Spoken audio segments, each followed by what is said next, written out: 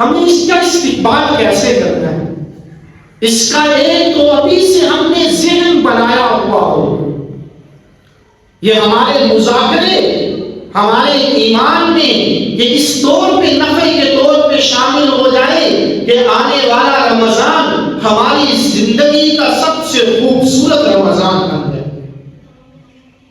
سب سے پہلا مقصد رمضان کا جو اللہ نے قرآن میں ارشاد فرمایا لعلکم تتقون، تاکہ تم متقی بن جاؤ، گناہوں سے بچنا، یہ رمضان کا سب سے پہلے استقبال ہے، سب سے بڑا ادب ہے، سب سے بڑا مقصد ہے رمضان کا، کیا؟ گناہوں سے بچ جانا۔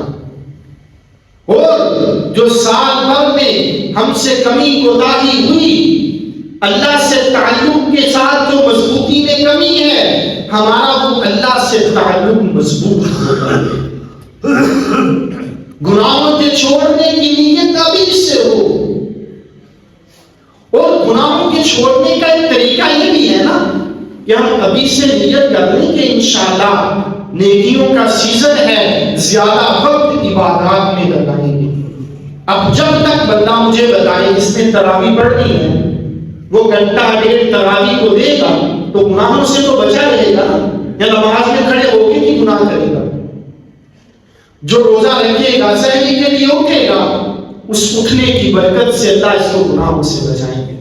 یہ افطار کے وقت میں دسترخوان پہ بیٹھا ہوگا، اس کے اندر کی بھوک، اس کے اندر کی پیاس، وہ اسے اللہ کی طرف متوجہ کرے گی۔ ابھی سے گناہوں سے بچنے کا اہتمام اور نیت،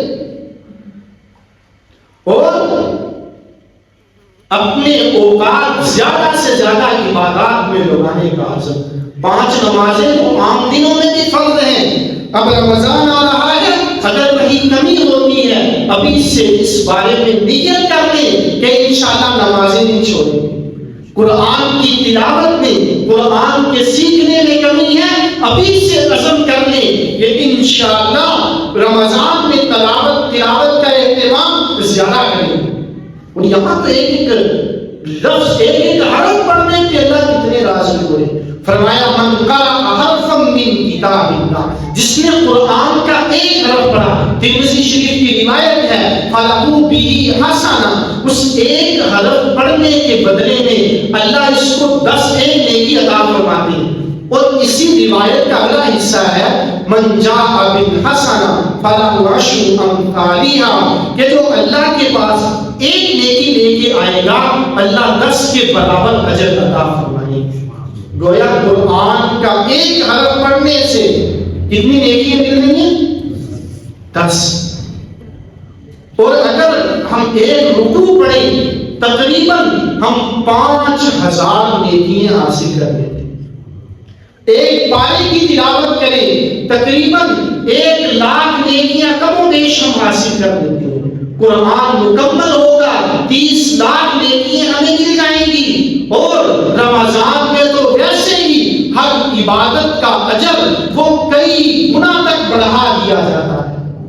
اور یہ تو گنتی اللہ نے رکھی، جو بتائی ہے روایات میں جو گنتی ہے، یہ تو انسانوں کے ذوق شوق کے لیے، ورنہ اگر اخلاص پورا ہو، توجہ پوری ہو، عادات پوری ہو، قرآن کی تلاوت کا اہتمام ہو، فرمایا وَاللَّهُ يُضَاعِفُ لِمَن يَشَاءُ، اللہ اتنا دیں گے کہ تم گن بھی نہیں سکو۔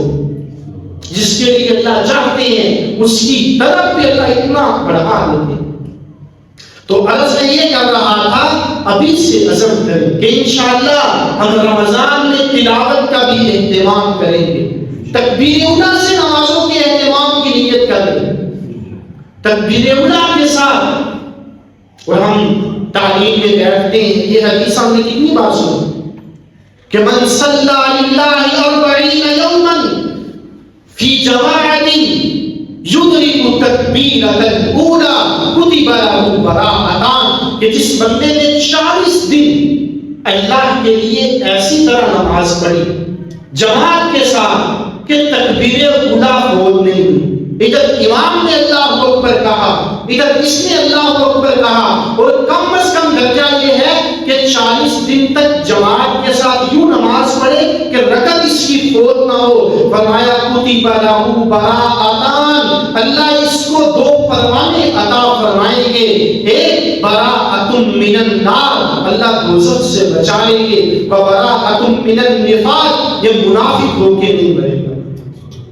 کتنی فضیلت ہے، کتنی اہمیت ہے. تو ابھی سے ہم نیت کر لیں، رمضان کا پورا مہینہ 8 دن ابھی باقی ہے، 38 ہو جائیں گے، 2-3 دن مزید اوپر ہو جائیں گے تو ہماری 40 دن تکبیر اولا پوری ہوگی. اور انشاءاللہ ہمیں یہ 2 انعامات جو حضور نے فرمائے یہ ہمیں حاصل ہو جائیں گے. اور اس سے بڑا انعام پتہ کیا ملے گا؟ اللہ زندگی بھر نمازیں پڑھنے کی توفیق عطا فرمائے. جو 40 دن اہتمام کرے گا اس کی طرف پہ اللہ آگے بھی آسان کر دیں گے. تو اس لیے ابھی سے عزم ہو کہ انشاءاللہ ہر نماز پڑھیں گے اور تکبیر اولا سے پڑھیں گے. عزم ہے نا جی انشاءاللہ. اور اس طرح ہم ابھی سے نیت کر لیں کہ انشاءاللہ تراویح کا اہتمام کریں گے. ایسا تو نہیں ہوگا کہ پہلا روزہ 3 صفحے، دوسرا روزہ 2.5 ہو گئی، تیسرا روزہ چلتے چلتے 27واں روزہ آیا تو پیچھے بندے کتنے رہ گئے؟ 3-4. ایسے نہ ہو گئے. ہم سب نیت کریں اتنا مبارک مہینہ، ہر سجدے پہ 1,500 نیکی اللہ عطا فرما رہے ہیں. جنت میں اللہ محل بنا رہے ہیں. سب سے بڑی بات مشکاۃ شریف کی روایت ہے، فرمایا اللہ کا سب سے زیادہ قرب بندے کو سجدے کی حالت میں ملتا ہے. جو 20 رکعت تراویح پڑھے گا یہ کتنے سجدے کرے گا؟ 40 بار گویا یہ اللہ کے قدموں میں گیا، اللہ کا قرب اس کو ملا. اس سے بڑھ کے وہ اسے کیا چاہیے؟ تو نیت کرتے ہیں انشاءاللہ تراویح کا اہتمام کریں گے. ہمت کریں، عزم کریں. جب عزم کرتے ہیں انسان نیت کو پختہ کرتا ہے، اللہ کی طرف سے اس کو توفیق میسر ہو جائے. اور جو کام لمبے چوڑے ہوں رمضان کے اہتمام کی وجہ سے ہم ابھی سے نیت کر لیں. خصوصاً مستورات، بعض کا عید کے دنوں میں گھروں کی صفائی کرنی ہوتی ہے نا، تو بعض کا 2 روزے اسی چکر میں ضائع ہو جاتے ہیں.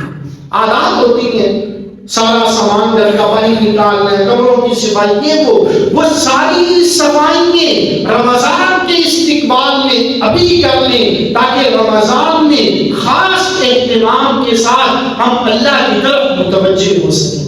اور ابھی سے نیت کریں انشاءاللہ، خاص کر افطاری کے وقت کے اندر اپنے آپ کو دوسرے کاموں سے بچا کے زیادہ دعاؤں کے اندر کرنا. فرمایا 3 بندے ہیں ثلاثۃ لا ترد دعوتهم، جن کی دعاؤں کو اللہ رد نہیں کرتے. ان میں فرمایا ایک روزہ دار ہے حین یفطر، جب افطار کا وقت ہوتا ہے اس کے اٹھے ہاتھوں کو اللہ خالی نہیں لوٹاتے، اس کی دعا اللہ قبول کرتے ہیں. تو یہ نیت ہم ابھی سے کر لیں کہ انشاءاللہ رمضان میں افطار کے وقت میں افطاری کا سامان پہلے تیار ہو. ساری تیاری پہلے سے آدھا گھنٹہ نہیں، کم از کم کوئی 10 منٹ تو تنہا ہو کے اللہ سے ہم دو لگائیں. پھر دیکھیں اس بھوک کی حالت میں، اس پیاس کی حالت میں ہم اللہ سے کتنے کام کروا سکتے ہیں. تو نیت کرتے ہیں انشاءاللہ اس کی بھی. اور بھی رمضان میں حضور اکرم صلی اللہ علیہ وسلم کے بارے میں منقول ہے کہ آپ کی سخاوت تیز آندھی سے بھی زیادہ تیز ہو جایا کرتی تھی. اللہ کے لیے خرچ کرنا، رمضان میں اس کا زیادہ اہتمام ہو.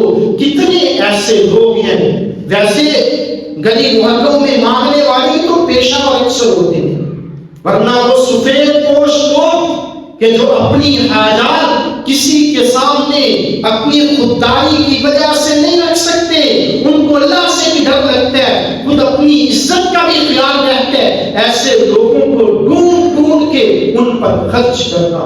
ایسی بیوہ ہوتی، یتیم یا ایسے غرباء کہ جو اپنی حاجات ہر ایک کے سامنے نہیں رکھتے، تو ایسے لوگوں کو ڈھونڈنا. اور اگر کوئی حاجت مند ہو واقعی اور وہ اپنی حاجت کا اظہار کر دے اور واقعی حاجت مند ہے تو فرمایا کہ وہ بہت ناپسندیدہ شخص ہے کہ جس سے کوئی اللہ کے لیے مانگے، وہ باقی ضرورت مند پیشہ ور نہ ہو، اللہ کے لیے مانگے اور وہ انکار کرتے۔ تو اس لیے میرے بھائیوں ان چیزوں کا خیال کرنا کہ دوسروں پہ ہم خرچ کرنے والے بنے، یہ تو اللہ کا دیا ہوا مال ہے، اللہ کے ہاں واپس چلے جانا ہے۔ یہ مال، دولت، اسباب سب کچھ واپس جانے والی چیزیں ہیں، جو اللہ پہ لگائیں گے اللہ بڑا چڑھا کے واپس کریں گے۔ اور اس میں کم از کم درجہ یہ ہے کہ میرے بھائی جو اللہ نے زکوٰۃ فرض کی ہے نا اس کا اہتمام کر لیں، ورنہ اللہ نکلوا لیتے ہیں، یہ مسئلہ نہیں ہے۔ اللہ تو اللہ ہے، رب تو جس نے دیا ہے اس کو نکلوانا بھی آتا ہے، کہیں اسپتالوں میں نکلوا دیں گے، کورٹ کچہریوں میں نکلوا لیں گے، کوئی اور نقصان ہوگا یہ کہے گا وہ پیسے تھے کام بن گیا، ہسپتال میں کام آ گئے پیسے، فلاں جگہ پہ تھے تو کام آئے نا، لیکن اس کو یہ خبر نہیں ممکن تھا اگر یہ اللہ کا حق نکال دیتا، زکوٰۃ کی عشر کی ادائیگی کر لیتا، اللہ اسے اس مصیبت میں آنے ہی نہ دیتے۔ اس میں ایک آخری واقعہ سنا کے بعد ختم کرتا ہوں۔ غالباً مفتی زین العابدین صاحب رحمۃ اللہ علیہ یہ واقعہ سنایا کرتے تھے۔ ایک بندہ پولیس میں تھا تو اس بیچارے نے حسب ترتیب وہاں پہ کسی کو پھنسایا اور 2 لاکھ روپیہ رشوت دی۔ کتنی؟ پرانے زمانے میں ہوگی، کوئی پھنس گیا ہوگا بیچارہ ایسا۔ اس کے بعد ڈر آیا اور آ کے دودھ سے بیوی کو آواز دی، یہ دیکھو تیرے لیے کتنے کما کے لایا۔ تو بیوی کی خوشی سے جو چھت سے نیچے آ رہی تھی اوپر والی منزل سے، پاؤں پھسلا، ٹانگ ٹوٹ گئی، اٹھایا ہاسپٹل لے گیا اور 2 لاکھ وہاں خرچ ہوا، اوپر بھی خرچ ہو گئے۔ تو کہنے لگا دیکھو آج پیسے تھے تو بچ گئی نا، تیرا علاج کتنا اچھا میں نے کروا دیا، لیکن یہ نہیں سوچا مصیبت آئی کیوں تھی کہ جب وہ رشوت کے پیسے، وہ حرام کے پیسے، وہ جب وہ لے کے گیا اس کی وجہ سے وہ مصیبت آئی اور یہ خوش ہو رہا ہے کہ میرا تو پیسے سے کام بن گیا۔ تو بھائی یہ اللہ کا حق ہے، اللہ نکلوا لیتے ہیں، آخرت کی سزا الگ ہوتی ہے۔ اس سے بہتر نہیں کہ جو اللہ کا حق ہے حساب کتاب کر کے وہ اللہ کی راہ میں خرچ کر دیا جائے۔ اللہ رب العزت کی ذات عالی ہم سب کو عمل کی اور سمجھ کی توفیق عطا فرمائے۔